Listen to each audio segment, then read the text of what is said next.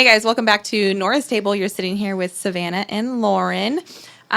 Just like we did with the last episode, I kind of just want to do a little bit of a check-in. How's your day been going? Yeah, my day's been going well. So far, just meeting my goals of waking up pretty early, spending some time with myself alone. Made sure I ate this morning and made it here with you to spend. This is part of my self-care, honestly. Yeah, Good. I love being here. I love chatting with you. Aw. It gives me a different hobby that I never really thought I'd get into, but I'm so happy I'm doing it. Well, you said it had been like kind of like a life goal of yours, right? To be on a podcast? Yeah, it was kind of like a bucket list. Like I was like, oh, I love listening to podcasts. I think it'd be super fun to be a guest on one, but I never imagined that I'd be a regular co-host. So Yeah. it's been super fun.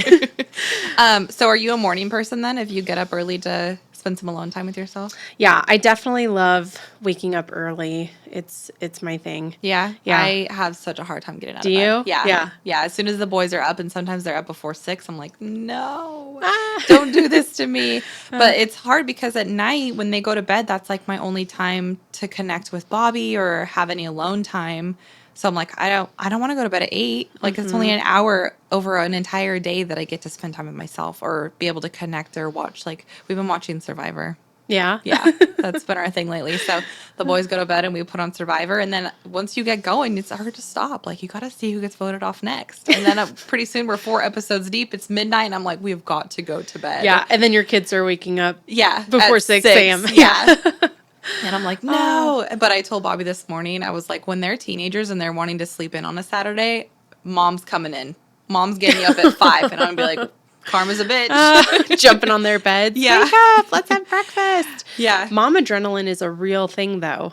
Like Yeah. we can be so sleep deprived, staying up all night with our kids, and like we still get it all done the next day. Maybe not in the friendliest tone, but we get it done. My mom told me this story, and I'm trying to remember who it was in my family, but one of the women in my family, her son got pinned under a car or something like that. Like the car fell on him, Whoa. and I think it was like my great grandma, but she went out and like picked the car up off of him, and I was like, I feel that. I could definitely do that. I think there was nothing I wouldn't do if my child was in danger.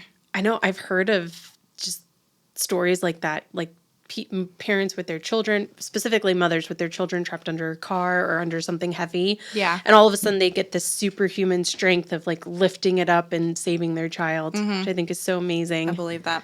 I'm also very, I'm much more road ragey if my kids are in the car. I don't mess around. Like, put your freaking blinker on. It's not that hard. It's literally right by your hand. You don't need to, like, shove your 5,000-pound car into my lane when my children are in the car with, like, no blinker. Nobody, like, people can't read your mind. Right. Put your blinker on. Right. Yeah. It's not that hard. Yeah. But yeah, traffic today was miserable. There was a wreck, and it kept saying I was going to be like 45 minutes delayed. And I got up to that exit, and there was nobody on the road. I'm just sitting there. Where is this accident? Where? Why am I running late right now? Nothing was up here. Oh, no. But I did see this amazing sticker. So there was this car in the next lane that said, I was on the back window, and it said, if you need a sign to stay alive, this is it. And it had the National Suicide Hotline, which is 988 now. It's not this long 800 number anymore. It's 988. They wanted it to kind of resemble like a 911, so it was easy for people to remember. So 988, you can call or text, and you get a response pretty quickly. So yeah, if you're struggling, 988 is the number. Put it in your phone right now. So today we wanted to talk about addiction. Lauren, this is your area of specialty. Yes. Right? Why Yes. did you choose this? I kind of fell into it unexpectedly. So I finished up undergrad. I was looking for employment, and you can become an addiction counselor with a bachelor degree as long as you have some requirements and some courses that you've taken under the psychology field or even specialty of addiction. And I was interested, and I got into this line of work. I started to educate myself and become educated through working with my clients as well. And then I started to realize, oh, I've had family members that have also struggled with addiction, and starting to relate to my clients on that personal level as well. Not in the sense of I'm an addict and I've gone through exactly what you've gone through, but I have seen it happen on the other side in a personal level. And so we can just talk about this topic, and maybe somebody out there is listening and they are struggling with addiction, or they have previously struggled with addiction and they are in recovery, or there's a lot of people that know somebody, a family, a friend, a partner that is in addiction. And so it's a very common topic now. So let's start with the first, most obvious question. What is addiction? So I've had people ask me this before. So therapists, counselors, we have what's called a DSM, which is a diagnostic manual that we use, and it has a list of qualifiers. And if you meet a certain amount of qualifiers, then we are able to diagnose you with a diagnosis. And so with addiction, there are certain qualifiers that if you meet these will mark you as somebody that is struggling with addiction, either in mild, moderate, or severe, depending on how many you have and how severe those symptoms are. So I would say addiction is relying on a substance. It feels uncontrollable. It feels like you can't stop. It feels like you need this substance to continue to make it through the day. There's also dependence and then abuse. So dependence is you wake up in the morning and you have to have a cooler next to your bed with alcohol because you literally can't get up out of bed without having that drink That's intense. to get the day started. Wow. And then just drinking all day long or using other substances all day long to function. But then it becomes this cycle where it's starting to ruin your relationships with other people. It's negatively affecting work, school.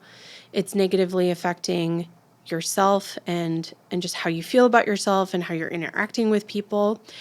And then there's abuse of a substance. And this is something that I can easily describe or relate to maybe a college student or maybe a college student. And on the weekends, they binge drink. During the week, they're able to get everything done that they need to get done. But maybe on the weekend, they dabble in other substances that are maybe illegal or alcohol, and they kind of take it a little bit too far, and it can become very dangerous. So it's not an all the time thing, but when you do it, you go overboard. Right. Okay. Yeah. And that would be abuse. Yes, abusing a substance. Okay. Yep. Yeah. Have you heard the term like a functioning addict? Yes. Is that an actual term? Yes. Aren't all addicts kind of functioning to some level? They're all kind of, I would say, people that are in addiction are surviving. They're not necessarily content with their lives, happy with their lives. So I've had clients in the past that have very prestigious jobs. Somebody from an outsider's perspective would never think that they are struggling with an addiction. And they're able to get to work, get their job done, but then everything else around their life is kind of falling apart. So they're not able to maintain relationships with other people, or their relationships with other people are struggling, or they start to feel negatively about themselves. And internally, there's some sort of reason where they're like, I feel like I need help. And so that's somebody that I would say is probably internally motivated to want to stop, to want to reach out and get help, versus maybe somebody that's court mandated or with DCFS, CPS, somebody that their motivation is, oh, I want to get my kids back. So that's a severe situation where there's been a huge negative consequence. Your family is being disrupted. it's you're having a lot of significant negative outcomes because of your use. And that's when it feels very much out of control. I've heard people say that addiction is a disease. A lot of people have a very deep sympathy for people with addiction. A lot of people, on the other hand, feel like especially when it comes to hard drugs and things like that, you're told from a very young age that these drugs are dangerous, right? You have like the DARE program. I think I had like a GREAT program that came and talked to us in middle school. There's warnings everywhere. Don't dabble in drugs. If you then get addicted to something that's been like pounded into your head that this is bad since a very young age, how do you then have sympathy when somebody gets addicted? That's such a good question, especially for somebody that maybe knows somebody that is an addict and you're not yourself. Yeah. It's hard to empathize. It's like being the Yes. sober person at a party full of drunks and then feeling bad for them because they're hungover the next day. You know, you're like, you did it to yourself, you know? Yeah. So how do you feel about that? Yeah. So there's multiple parts to answer that question. So addiction being a disease, yes, it's a disease. There's something in the brain chemistry that shifts and changes, and it no longer becomes this clear-cut decision. Your brain starts to tell you, I need this to survive. I need this substance just to make it through the day. And yes, there is a choice factor in addiction, but I would almost compare it to diabetes. So diabetes is something that either you're born with it or potentially throughout your life choices you develop it. There's medication that you can take. There's things that you can do to avoid it exacerbating and becoming worse. And it's similar to addiction. You have that choice factor of, if I do these things, I can prevent my disease of addiction from becoming worse. And I'm not saying this in the sense of addicts should use this as an excuse of, well, I just do this because it's my disease. I act this way and I do these things because it's my disease. Yes, it is a disease, but you have a choice factor in it. It is your choice to do these things.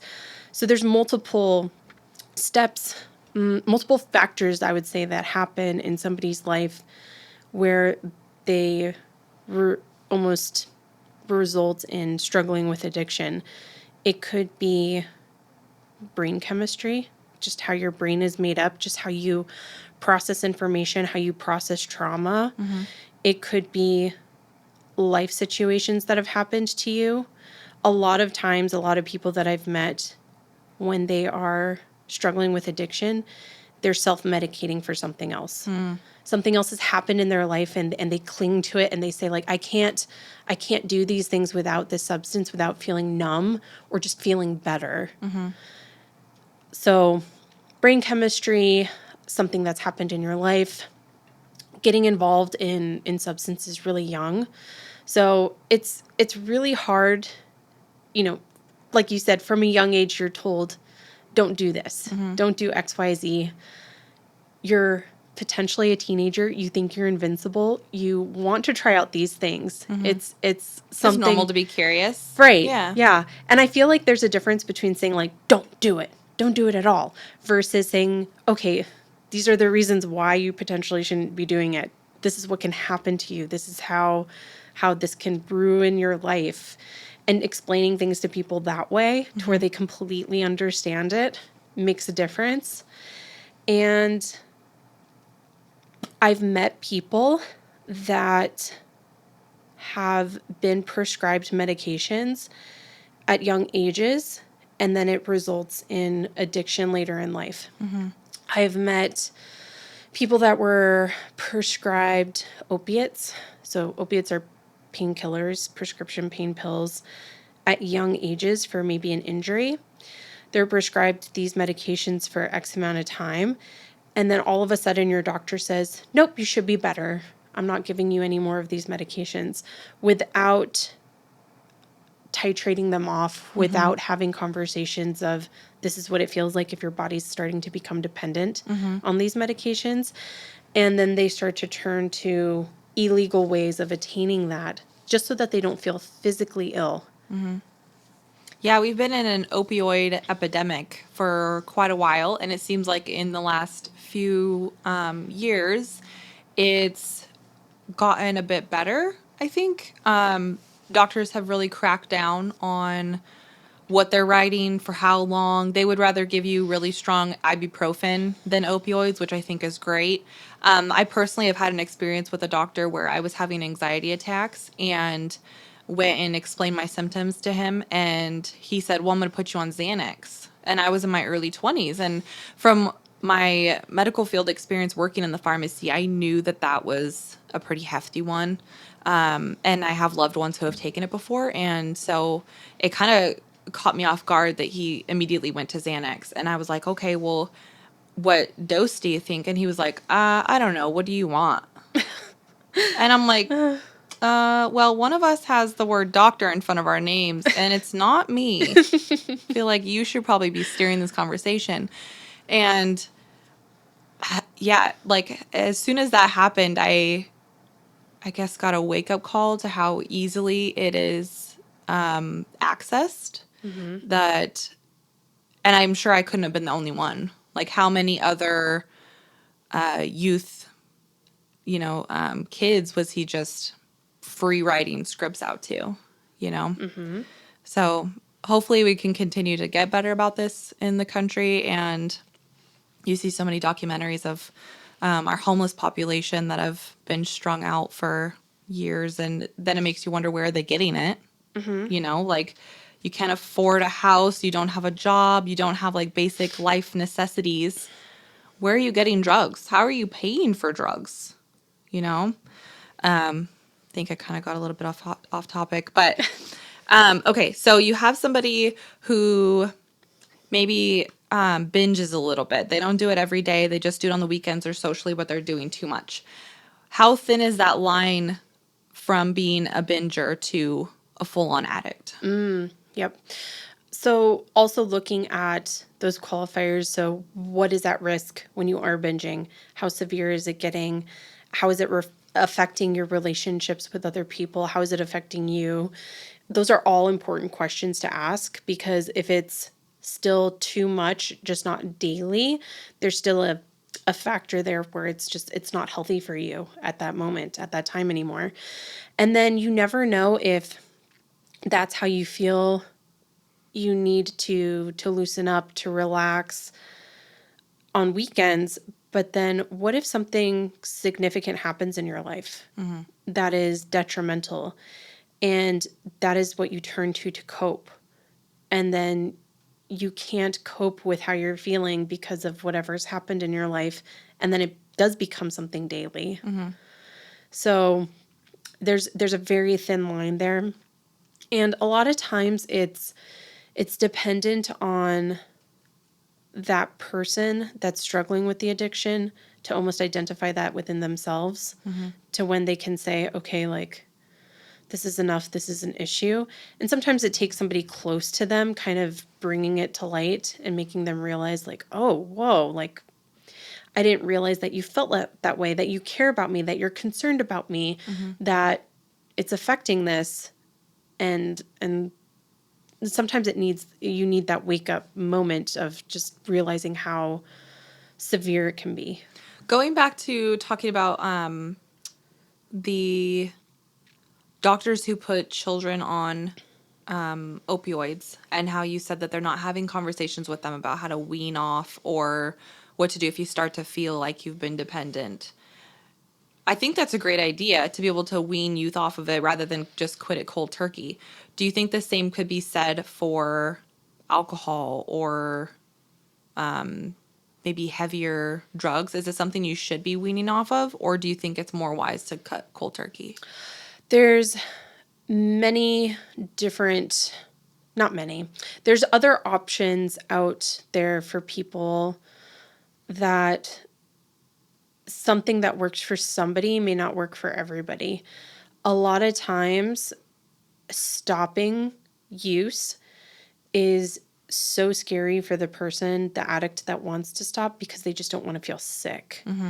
And how it's been described to me, specifically with opiates, is it's the worst type of flu that you could ever imagine. You literally feel like you're dying. You want to die. And you could potentially die from opiate withdrawal mostly because of dehydration. With alcohol, alcohol is probably one of the most severe substances to become addicted to. And and it's legal, but the reason I say that is because you can die from alcohol withdrawals. Really? Yes, you can die from alcohol withdrawals. And I don't know if a lot of people know that. And so a lot of times you might see that homeless person on the street and they've got their bottle of alcohol and you're thinking, well, why don't you just stop? Like just quit it, just stop it. They can't. They physically cannot. They will die if they just stop. So somebody with alcohol dependence, they do have to go to a facility and be medically monitored to be able to detox. Which I from imagine is alcohol. not a luxury that a lot of the homeless population can afford or have access to, right? There are facilities that will help somebody to detox from substances. It takes about approximately 3 to 5 days, potentially a week, I would say. And that's usually covered by the state. Okay, that's great. I would say the issue becomes the long-term care after that. So Okay. let's say you detox, you don't have those physical withdrawal symptoms anymore, but there's a lot of mental withdrawals. And then it becomes up to the person to make sure that they're getting into AA or is there one for substance Yes. other than AA? Yes, NA. NA, Yeah, that's right. Okay. Narcotics Anonymous Yes. or Alcoholics Anonymous. And they have 12-step groups for pretty much anything that exists, specifically on your drug of choice. You can seek out these 12-step groups that will meet specifically for your drug of choice. And I've heard from other people, other clients, I don't like to go to these 12-step meetings because they glorify their drug use, or they talk about God too much, or they're just talking about the woes of addiction. There's thousands and thousands of groups that exist. Go try out something else. Go try out a different group. Go try out a place where you feel like you can resonate with the people there. Getting a sponsor is a great option too. They'll help you work through the 12 steps, which I think is amazing. And AA and NA itself isn't evidence-based. So what I mean by that as a clinician is it's not supported evidently that it works, but the support systems work.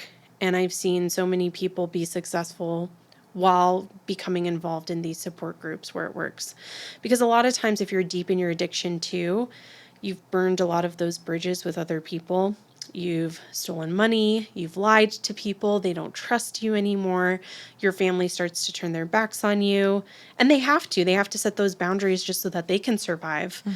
And so you've kind of damaged those relationships, and it takes a long time for those people to start to trust you again. And so having the support of other people who get it, who understand, they're like, yep, I've been there, I've done those things too, is very important for those people too. And if you have a family member, a friend, a partner, somebody that you know that has struggled in addiction, they also have meetings for people that are those sober people that have sat back and watched these people in addiction, and you've been burned and you have struggled and you have suffered. Those groups are called Al-Anon. Okay, I think I've heard that term. Yes. Yeah. Okay.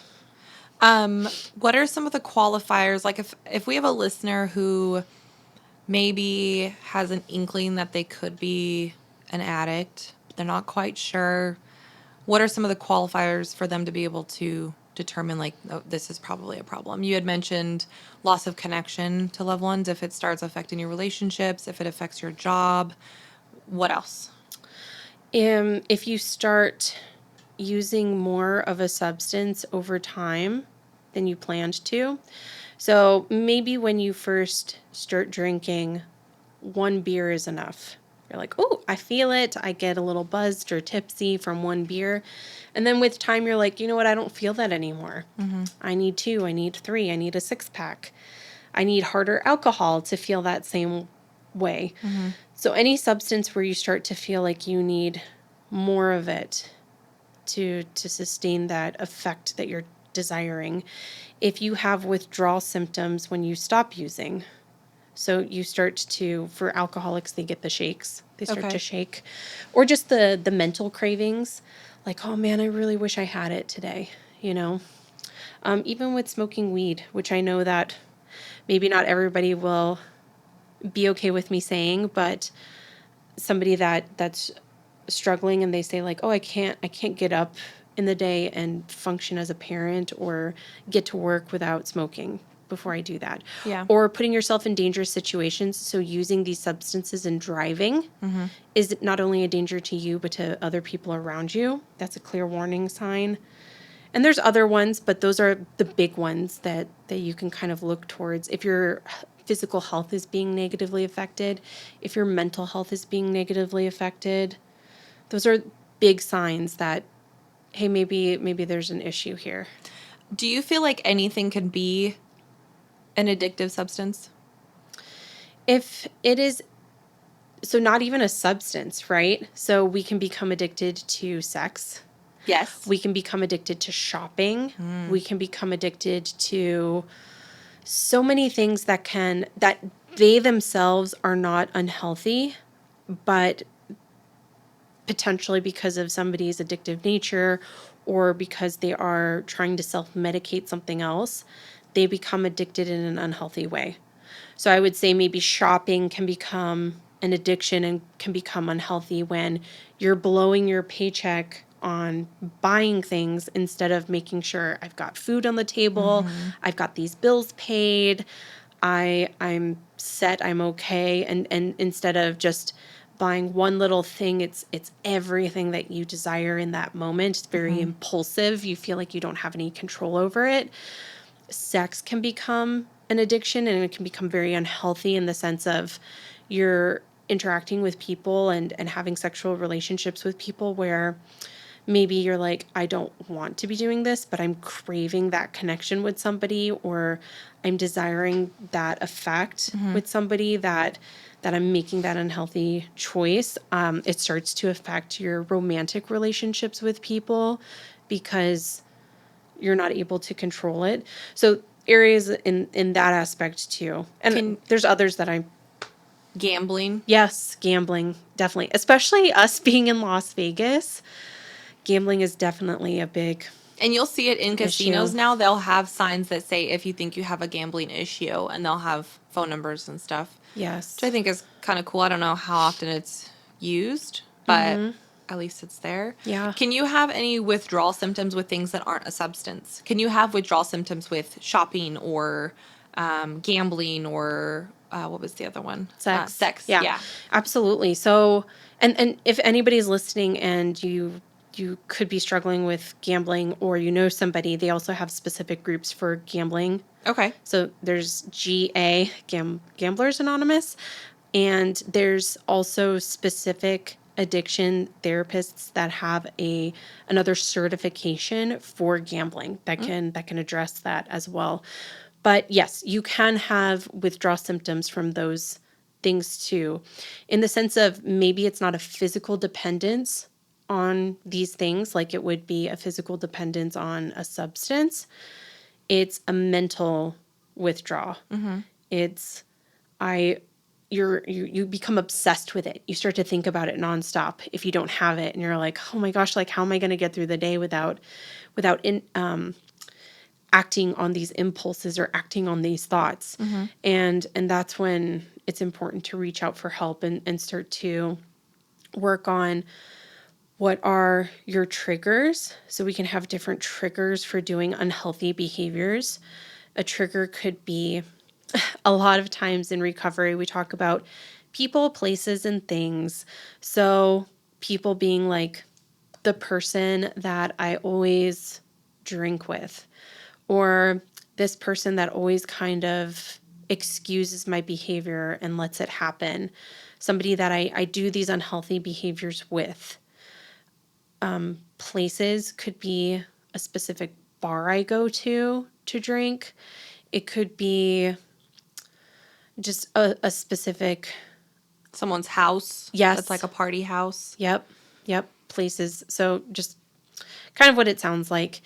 And the things could be something that reminds you of using or enacting on those unhealthy habits. So you walk into the grocery store and you see that drink that you always enjoy having. So these things are your triggers. And then also feelings. So like, how are you feeling? Are you hungry? Are you angry? Are you lonely? Are you tired? The acronym for that is HALT, HALT. Okay. Hungry. Angry, lonely, tired. Okay. So those are big ones where it's like, okay, am I feeling this way? Like just you have to become very aware, self-aware of what's going on inside of you internally and start to address those things. And those are kind of the starting points.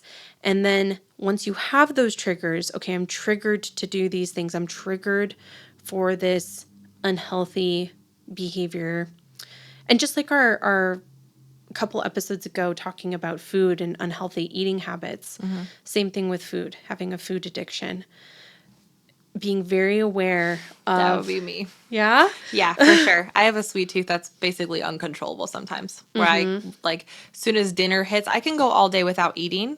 As soon as the boys go down, I need something sweet. I can't end my night without something sweet. If I go to bed without having a little bit of sugar, I feel like something happens within my blood sugar or something, and I'll wake up with a headache. And I know it's not good. I don't know how to wean myself off of wanting sugar because it's like my alone time. Like I put on my Survivor with my husband, sit on the couch under my blankie, and I gotta have something sweet. Yeah. Could just be maybe routine, but I definitely feel like I'm probably addicted to sugar. Yeah. Yeah. Sugar is a big addiction, especially in the United States where it's kind of snuck into everything that we eat, all of our food choices. So becoming very aware of what you're eating and how to read labels. But something that you said just now that's almost like a warning flag is I could not eat all day. And as soon as I put my kids down, I need something sweet. Your blood sugar is spiking and crashing too much to where that's why you're craving tons of sugar. So if you're not eating throughout the day, your blood sugar is crashing, it's going down. And then your brain needs carbs to function. And so your brain instinctively is saying, okay, like give me something sweet so that I'm not crashing. But then if you eat too much sugar, it's spiking it really high. And so that could potentially be why you have a headache in the morning too, is you're not eating enough throughout the day. Well, you just gave me the green light for carbs. So you guys heard it first. Lauren says I can have as many carbs as I want, Bobby. All the bread that I want because my brain needs it. Well, healthy carbs. Okay. Fine. Complex carbs. Okay. Yeah. What does it mean to be predisposed to addiction? Very good question. So, genetics, if a parent of yours struggled with addiction, if somebody in your bloodline has struggled with addiction, if you experienced trauma, I'm also a trauma specialist, but if you experience trauma at a young age, you can become predisposed to addiction because it becomes something where I need to numb, I need to self-medicate. And then having that bloodline being related to somebody that is addicted. And if somebody is listening and you struggled with addiction in the past and now you have children and you haven't acted on your addiction, or maybe you slip up every once in a while, it's important when your children are of an appropriate age to talk about it with them. Hey, I'm your mom and I struggled with this, or I'm your father and I struggled with this, or a grandparent struggled with this addiction. It's very important to educate your children at an appropriate but still young age because they're going to become teenagers. They're going to be curious. They're going to go out and they're going to explore and try these things. and to educate them and saying, you know, you have this gene, you have the potential to struggle with addiction. You need to be very careful. And of course, we would prefer that these young people don't even dive into that or dabble with it. But it's also important to keep that door open and say, hey, if you're struggling, if you have questions, not to have any shame, and please come talk to me about it. Like, let's have discussions about this. Let's talk about it. Yeah, and I want to like completely underline the fact that you said age appropriate children. You don't want to scare your kids. If Yeah. you're telling your very young children, this happened to me when you tell a kid from a very young age, elementary school, alcohol is bad.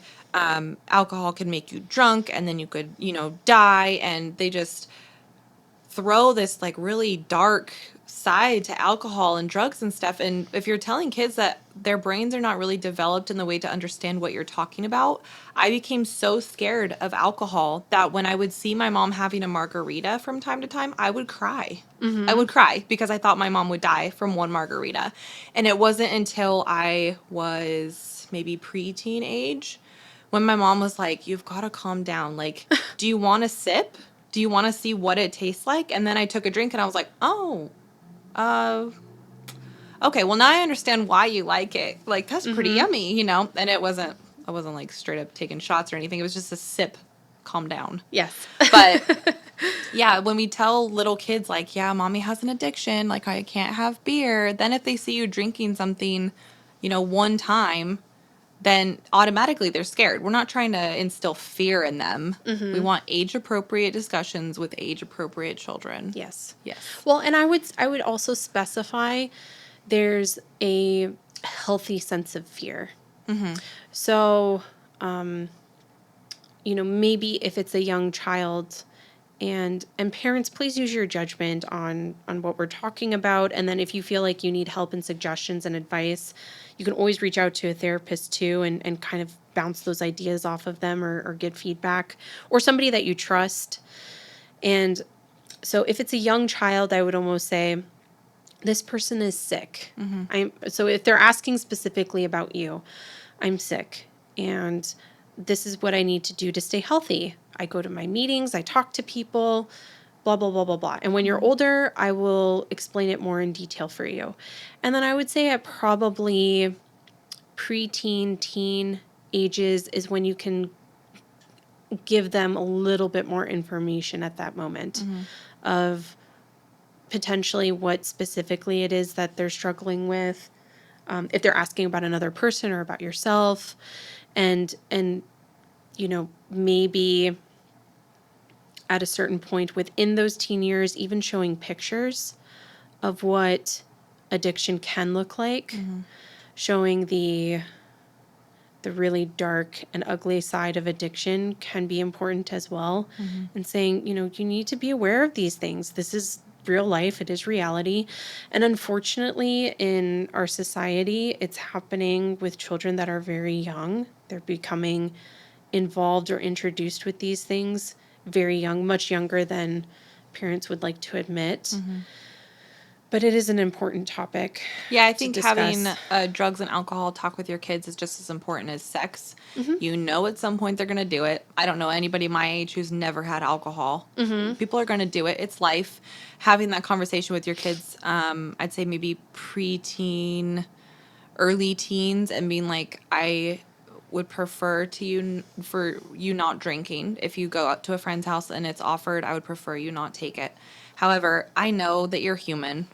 If you are interested in the taste of alcohol, I would rather you have a sip of mom's beer at home where it's safe than to be out partying in the desert or at a frat house or whatever. Kids are going to make stupid mistakes. And I would much rather, and this is just my way of thinking, I'm not giving this as advice, but I would much rather my boys have, a sip of my wine at home when they're 15, 16, so that they know this is what it is. And it's not anything mind-blowing, and I would rather them have a drink at home than be at someone's house where I can't monitor what's going on. I can't make sure that they're getting home safely or that they're not making dangerous life decisions or, I would rather my kids be close enough with me that they can say, hey, no, I've been offered weed before. Can you tell me what it is? Can you tell me, like, what to expect if it does happen. Let me have that open conversation with you rather than instilling, like we talked about, healthy fear, instilling a deep fear in them where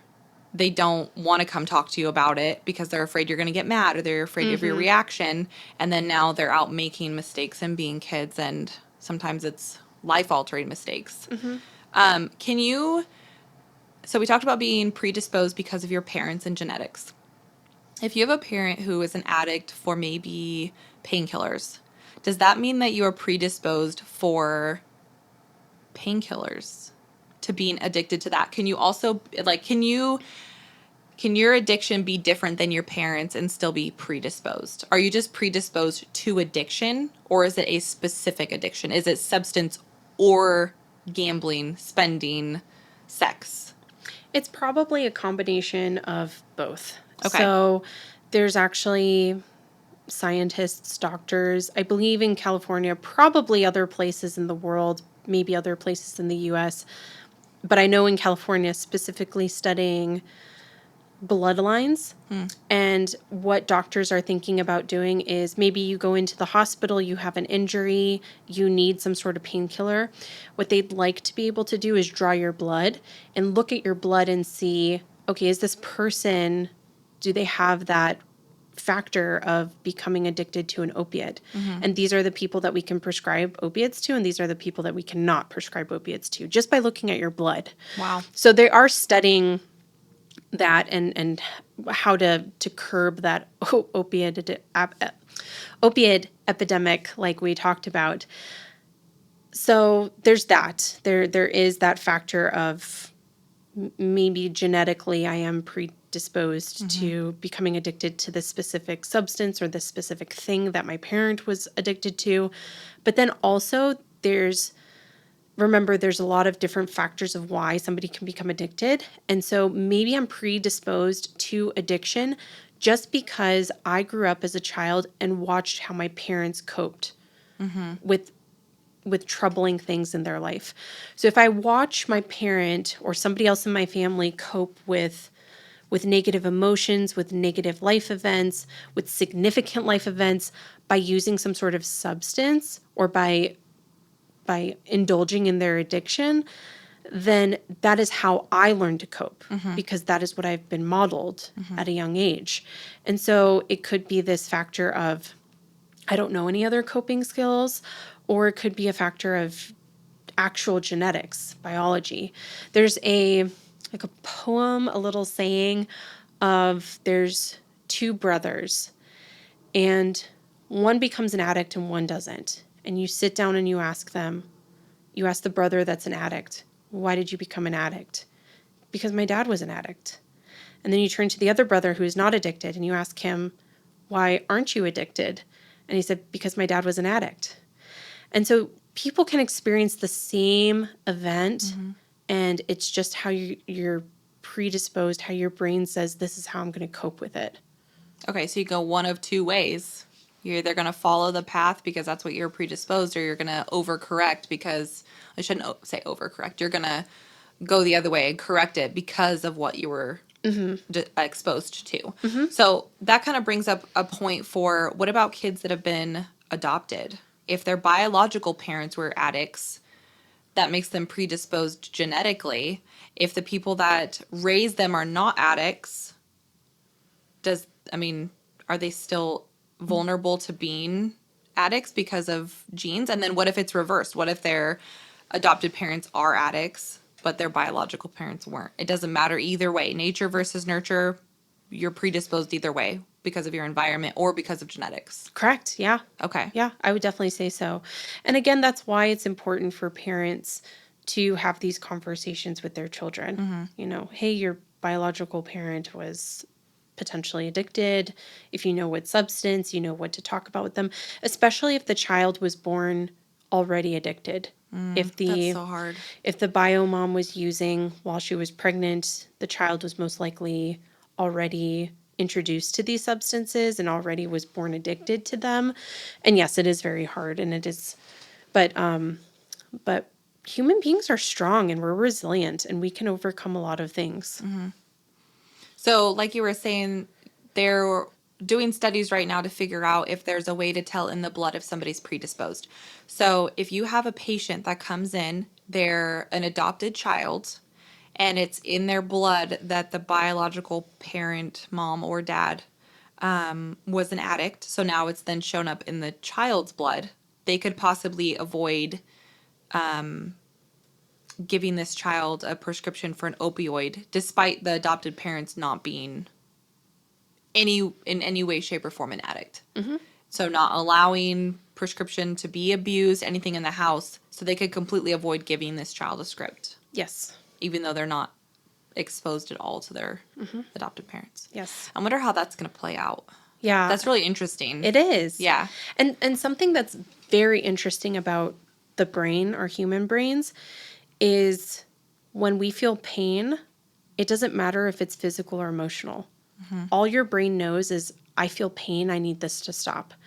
So an opioid it does help numb, it blocks the receptors for physical pain, but then our brain can potentially become confused and it can say, I feel emotional pain and I need this to stop. And that's why it's so easy to become addicted also to these substances, because our brain starts to look for things to numb the pain. Is that why they say that opioids are like a gateway to harder things like heroin and stuff? Because a painkiller may not necessarily get rid of emotional pain. It would just be physical pain. But if your brain then shifts and says, hey, we also have emotional pain that we need to take care of, something harder like heroin or, crack or whatever could numb that part. Heroin is an opioid as well. It is under Okay. the same classification. So there's, depending on the specific pill that you might be prescribed, could be the amount that's different. Okay. But they all fall under that classification. And then there's the synthetic heroin, synthetic opioids, which are fentanyl, which that's when it becomes very dangerous, is because it's man-made, it's made in a lab.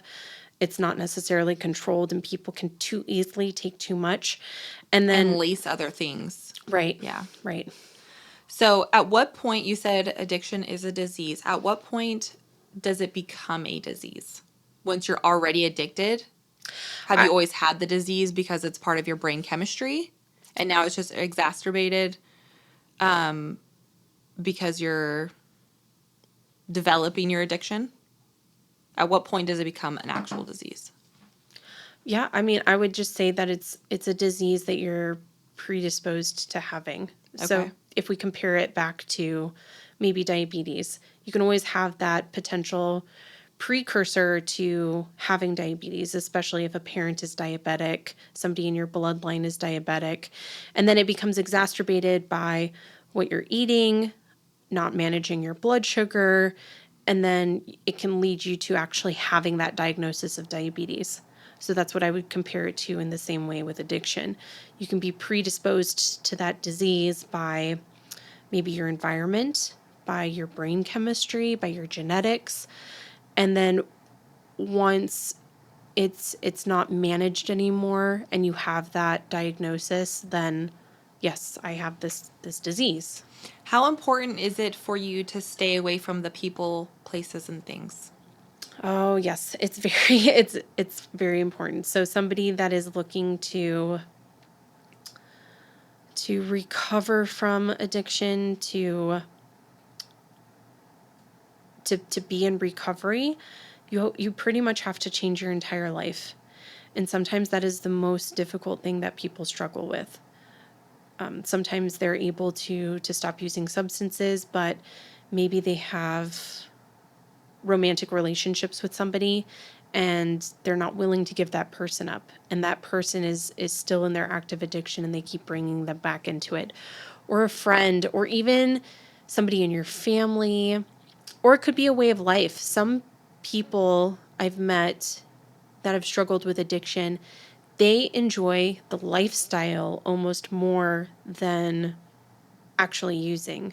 So they enjoy partying and staying up all night and being with these people that they like to do these things with, or they become almost addicted to the sneakiness, the lying. And so that's why it's very important that once you begin recovery that you have to change almost everything in your entire life, because it's probably been a good while, years, maybe almost a lifetime, that you've continuously done these unhealthy behaviors. And it's important to start to shift and change and change everything about your life and identify, okay, this isn't healthy for me anymore. And now I have to make healthy decisions. Okay, well, I think this is probably a good stopping point. So, Lauren, why don't you tell our listeners what their therapy homework is? For those of you who are listening that maybe in the thick of your addiction, you're trying to get some help, or maybe you're trying to get sober and clean, what do you have for them? I would say start to reach out and seek help and talk about it. Just talking about it, bringing light to it, because there's a lot of shame involved in addiction, and it's not something that you need to live in shame with anymore. And then for other people who maybe have a family member or know somebody that is struggling with addiction, it's important for you to also go get help. There's a lot of codependency that happens in addiction, and it's important for you to start to set boundaries with the people that are in your life that are addicted, and going and getting help yourself. And that's so important, because you might have spent years so focused on the person in addiction that you've completely neglected yourself. I want to end with this. Is it true that you can't help somebody who doesn't want to help themselves?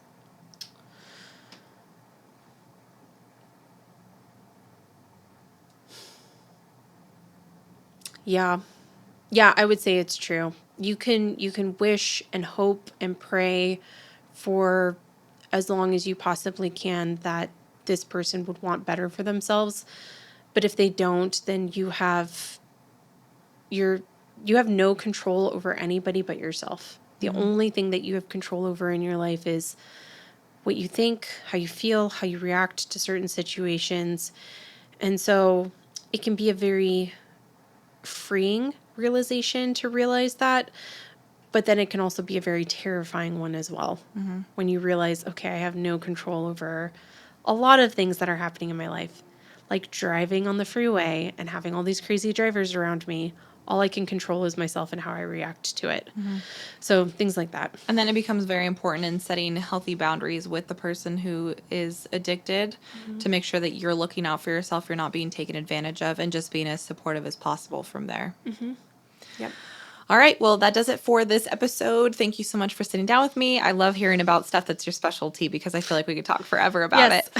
it. Go check out our socials at Nora's Table Podcast on Instagram. We also have a YouTube page now, Nora's Table Podcast. Same with the Facebook page.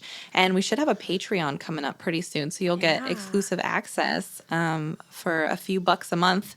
And we will catch you guys next time.